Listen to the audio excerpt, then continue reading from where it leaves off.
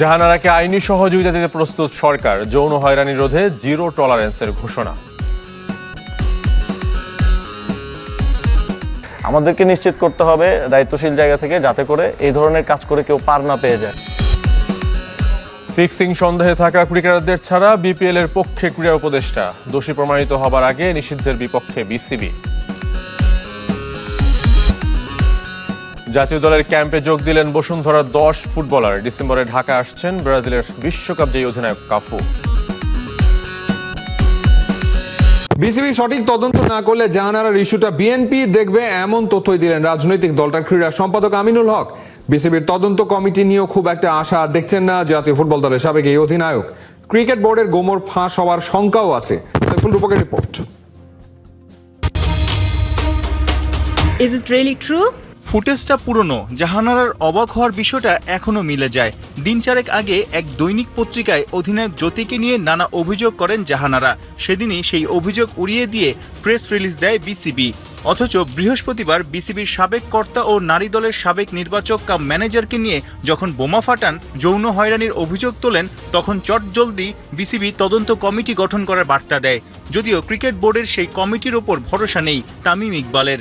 আরেক সাবেক কাপ্তান মাশরাফিও তার ফেসবুকে জাহানারার পাশে থেকে নিরপেক্ষ তদন্ত কমিটি গঠন করার জোর দাবি জানান। তামিম মাশরাফির মতো বিসিবির ওপর আস্থা নেই বিএনপির ক্রীড়া সম্পাদক আমিনুল হকেরও। ক্রিকেট বোর্ড এটা কতটুকু সততার সহিত তারা এই কাজটি সম্পন্ন করতে পারবে, কারণ তারা যদি দেখে যে এটাকে সামনে এনে যদি তাদের নিজেদের অনেক গোবর ফাঁস হয়ে যায়, তারা কতটুকু তখন তারা চেষ্টা করবে এটিকে ধামাচাপা দেওয়ার জন্য, এবং ধামাচাপা দেওয়ার মাধ্যমে কিন্তু দেখা যাবে যে আসলে বাস্তবিক অর্থে যেটা হওয়া উচিত ছিল, যেটা মানে আইনের অনুযায়ী যেটা আমাদের প্রতিষ্ঠিত হওয়া উচিত ছিল এবং তদন্তের মাধ্যমে যেটা প্রতিষ্ঠিত হওয়া উচিত ছিল, সেটি কিন্তু হবে না। তারা এখন কি করবে সেটা আমরা অবজার্ভ করব, আমরা দেখব। যদি আমাদের কাছে এই বিষয়টি যদি মনোপুত না হয়, তাহলে এটি আমি আমার মতো করে হয়তোবা ভবিষ্যতে এই ধরনের যারাই এই ধরনের জঘন্যতম অপরাধের সাথে জড়িত থাকবে, আমরা তাদেরকে অবশ্যই আইনের আওতায় এনে তাদেরকে সঠিক বিচার করা হবে। ক্রীড়াঙ্গনে ছেলেদের পাশাপাশি নারীরাও সমান তালে লড়ছে। সাফল্য এনে দেওয়াতেও ওরা পিছিয়ে নেই। জাহানারার ঘটনাটা দেশের নারী অ্যাথলিটদের মাঝে বিরূপ প্রভাব ফেলতে পারে, শঙ্কা আমিনুলের। ভবিষ্যতে আমাদের যারা নারী ক্রীড়াবিদ হিসেবে বাংলাদেশের হয়ে খেলবে। এদিকে বিপিএল নিয়ে বিপরীত অবস্থানে বিসিবি ক্রীড়া উপদেষ্টা। ফিক্সিং সন্দেহের তালিকায় থাকা ক্রিকেটারদের ফ্রাঞ্চাইজি টুর্নামেন্ট খেলতে না দেবার পক্ষে ক্রীড়া মন্ত্রণালয়, তবে দোষী প্রমাণিত হবার আগেই নিষিদ্ধ করার বিপক্ষে বিসিবি। একের পর এক তদন্ত, 900 পৃষ্ঠার রিপোর্টও জমা দিয়েছে কমিটি, তবুও ফিক্সিং এর কোনো সুরাহা করতে পারেনি বিসিবি। সবশেষ অ্যালেক্স মার্শালের টেবিলে সেই প্রতিবেদন। অধিকতর তদন্তের গোলক ধাঁধায় ছাড় পেয়েছে সন্দেহের তালিকায় থাকা ক্রিকেটাররা। জাতীয় লিগে খেলছে, বিপিএলেও তাদের জন্য দরজা উন্মুক্ত করে দিয়েছে বিসিবি। আনটিল প্রুভেন গিলটি, আপনি কিন্তু আমাদের সবার কাছে আপনি ইনোসেন্ট। অ্যান্টি করাপশনের আপনি ওয়েবসাইটে যান, ওরা যেইভাবে প্রসিডিওর ফলো করছে, আমরাও সেম প্রসিডিওর ফলো করে এটার নীতিগত সিদ্ধান্তে তখন আসব। বিসিবির এই সিদ্ধান্তে নাখোশ ক্রীড়া মন্ত্রণালয়। সন্দেহভাজন ক্রিকেটারদের বিপিএলে খেলতে দেবার বিপক্ষে অবস্থান নিয়েছেন আসিফ মাহমুদ সজীব ভুইয়া। ফিক্সিং এর সন্দেহের তালিকায় থাকা ক্রিকেটার, কোচ কিংবা সংশ্লিষ্ট কেউ যেন বিপিএলে অংশ নিতে না পারে, সে ব্যবস্থা নেবেন ক্রীড়া উপদেষ্টা। আমি ওনাদেরকে বলেছি এবং ওনারাও আশ্বস্ত করেছেন যে যাদের ব্যাপারে গুরুতর অভিযোগ এবং প্রাথমিক সত্যতা বা প্রমাণ পাওয়া গেছে, তাদের বিরুদ্ধে দৃষ্টান্তমূলক শাস্তিমূলক ব্যবস্থা বিপিএল এর আগেই গ্রহণ করা হবে। সুতরাং বিপিএলে ফিক্সারদেরকে নিয়ে বিপিএল হচ্ছে, এই ধরনের কিছু আসলে হচ্ছে না। 17 নভেম্বর বিপিএল এর প্লেয়ার্স ড্রাফট। তার আগে ফিক্সিং সন্দেহের তালিকায় থাকা না থাকা নিয়ে বিসিবি ক্রীড়া মন্ত্রণালয়ের বিপরীতমুখী অবস্থান নতুন করে শঙ্কা তৈরি করেছে। 2026 টি-20 বিশ্বকাপের ভেন্যুর নাম চূড়ান্ত করেছে আইসিসি। এখনো ফিক্সচার প্রকাশ না হলেও বাংলাদেশের পক্ষ থেকে অনুরোধ জানানো হয়েছে অন্তত টাইগারদের গ্রুপ পর্বের ম্যাচগুলো যেন শ্রীলঙ্কায় রাখা হয়। ভারতের 5 আর শ্রীলঙ্কার 3 ভেন্যুতে হবে খেলা, যদিও লঙ্কানদের আরেকটি মাঠ এখনো নিশ্চিত করেনি আইসিসি। খালিদ জামিলের রিপোর্টে বিস্তারিত। সাউথ এশিয়ার দুই প্রতিবেশীর রাজনৈতিক উত্তেজনা, লাইন অফ কন্ট্রোলে বারুদের গন্ধ। দাঙ্গা হাঙ্গামার ধোঁয়া ক্রিকেটের ময়দানেও ছড়িয়েছে ভালোভাবেই, বিশেষ করে গেল কয়েক বছরে। আর তাই তো ভারত কিংবা পাকিস্তান এই দুই দেশের কোনো একটিতে আইসিসি বা এসিসির টুর্নামেন্ট মানে আপনি ভাবতে বসেন সেটা হবে কোন মডেলে, ক্লাসিক্যাল নাকি হাইব্রিড।